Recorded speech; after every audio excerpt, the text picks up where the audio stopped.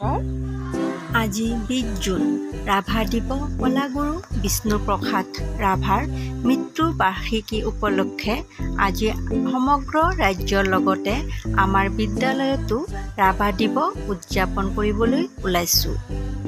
কলাগুৰু বিষ্ণুপ্ৰসাদ ৰাভাদেৱৰ মৃত্যু তিথি দিনটোত তেখেতলৈ শ্ৰদ্ধাৰে সোঁৱৰণ কৰি সহস্ৰ প্ৰণাম জনালোঁ।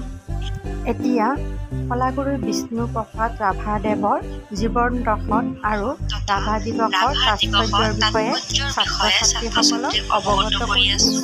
ছাত্ৰ-ছাত্ৰীসকলে বহুত মনোযোগেৰে মোৰ কথাখিনি গুৰুত্ব সহকাৰে শুনি আছিলে।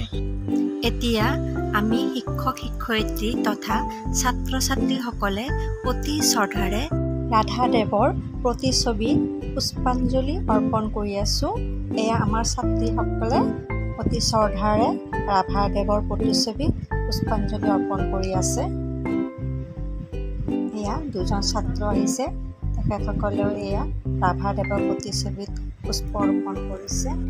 পুষ্প প্ৰদান কাৰ্যসূচী সম্পূৰ্ণ কৰি উঠি ছাত্ৰ-ছাত্ৰীয়ে বিভিন্ন প্ৰতিযোগিতা অনুষ্ঠিত কৰাৰ পিছত সমূহীয়াভাৱে আমি ৰাভা সংগীত গাই আছোঁ।